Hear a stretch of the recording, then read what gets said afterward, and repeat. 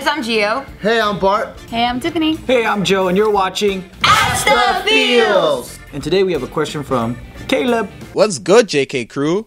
I love your videos. Thanks. With that being said, my question to you is, what are some ways to improve one's texting game? So let's say I went out, met a girl, and was somehow able to get her number. What are some ways in which I can follow that up?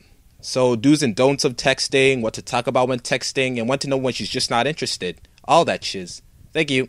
Man, that's so crazy. A lot of people want like a textbook of how to, step by step.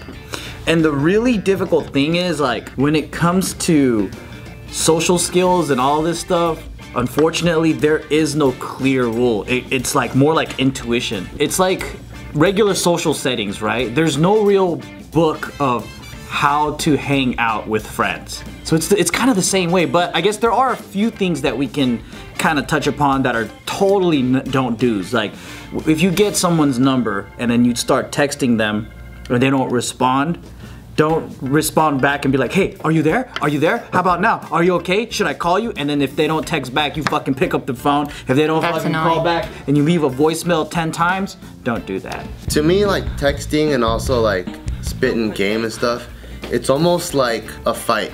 So you know when you get into a street fight, like it depends on what's handed to you and then what you give, right?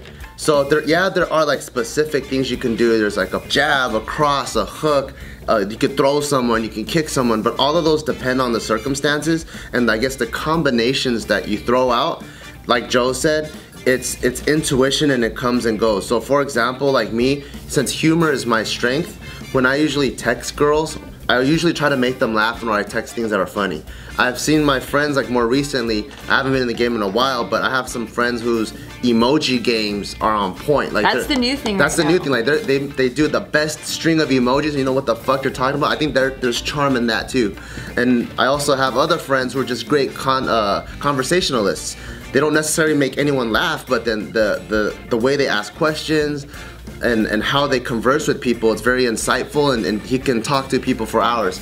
So I think it's really important to find what type of communicator you are and play and use that as a strength and use that to communicate. Yeah, like basic questions I guess would be the safest. If you can't figure out the kind of communicator that you are, like how Bart and Gio were saying, I guess the foolproof way is just getting to know the person with basic questions. That's what I used to do, which was a long time ago. So I don't even know if that's still relevant, but to me it seems like a foolproof way just to get to know them, like, no, I think that's true. You know, what did you do today and stuff like that. The specific way that you follow up with a basic question is like what people are doing when they ask regular shit, like, oh, what did you do today? How are you? Like, oh, what class are you taking or whatever. They're fishing for a common ground. Mm-hmm. So even in situations where it's guy and guy or girl and girl, when you're meeting someone for the first time, you're just trying to find common, relatable things to talk about that you're both into, so then you go off on that topic. Whether it's a guy or girl that you're talking to, finding that common ground, similar interests, stuff like that, that's gonna build a way better connection with you and that person than any text game, wait 2 days, say this, that, whatever. It's not gonna be standard for everyone, but what you wanna do is make that connection, and that's the end goal. Then find a common ground, what you're both interested in.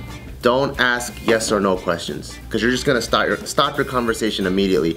Always ask questions that's gonna require them to give you an original response. But also don't word it like a fucking essay test where you end up becoming so fucking creepy that they're like, yeah, they're like, the person's like, what the fuck? Like, dude, am I getting interviewed right now? Like, word questions in a way that they have to describe things, and in that way you can engage in a conversation casually. Like an open-ended question, right? Not a fucking interrogation. Because some guys, they think they're being great conversationalists by asking 10 fucking interrogation questions at once. Yeah. And then you throw a little bit of humor there, and you do a little bit there, so it's like a fight, you know?